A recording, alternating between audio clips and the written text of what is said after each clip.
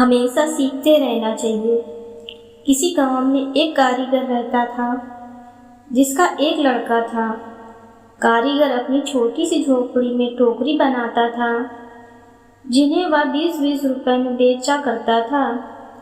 अब कारीगर बूढ़ा हो चुका था। उसने सोचा कि मैं अपने बेटे को यह टोकरी बनाने का काम सिखाता हूँ। लड़के से कहा कि तुम उसे सीख लो, मैं तुम्हारे दादाजी से सीखा था। ये हमारी पीढ़ियों से चला आ रहा काम है। काम अच्छा काम था। लड़का भी मान गया टोकरी बनाने का काम सीखने को। पिता ने लड़के को टोकरी बनानी सिखाई और उसे बाजार में बेचकर आने को कहा। लड़का टोकरी को लेकर बाजार गया और बेचकर आया ही था।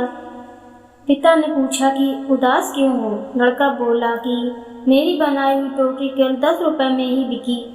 पिता ने कहा चलो कोई बात नहीं, आज तुम्हें और अच्छी टोकरी बनाना सिखाता हूँ। पिता ने और अच्छी टोकरी बनानी सिखाई और उसे बाजार में बेचने को कहा। लड़का टोकरी लेकर बाजार गया और अपनी बनाई टोकरी को 15 रुपए में बेच कर आया। लड़का अभी भी उदास था। पिता ने फिर उदासी का कारण पूछा तो लड़के ने कहा कि टोकरी केवल 15 रुपए में नहीं बिकी। पिता ने कहा कोई बात नहीं, धीरे धीरे तुम्हारी बनाई हुई टोकरी अच्छे दामों में बिकने लगेगी। तुम अच्छे से टोकरी बनाना सीखते रहो। पिता ने और अधिक अच्छी टोकरी सिखाई और टोकरी बनाकर बेचने को कहा। लड़का बाजार गया और उस दिन उसकी टोकरी 30 रुपए में बिक गई। लड़का बहुत खुश हुआ। पिता ने पूछा कि आज कितने रुपए की टोकरी बेची? लड़के ने कहा आज मेरी बनाई टोकरी 30 रुपए की बिकी है। पिता ने यह सुनकर लड़के से कहा बहुत अच्छा है, चलो आज तुम्हें ऐसी टोकरी सिखाऊंगा जो 40 रुपए में बिक सके। लड़के ने कहा बस पिताजी, आप खुद 20 रुपए की टोकरी बेचते आए हो, आप मुझे 40 की टोकरी बनाना कैसे सिखाओगे? आप रहने दो, आपसे ज़्यादा रुपए की टोकरी तो मैं बनाना जानता हूँ।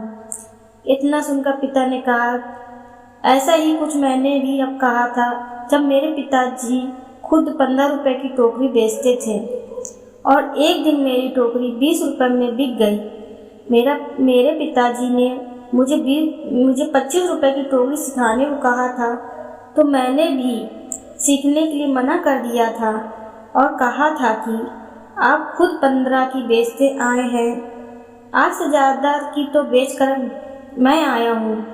और तब से जीवन भर 20 रुपए की टोकरी बेचता रहा क्योंकि उससे ज़्यादा की टोकरी मैं सीख ही नहीं पाया।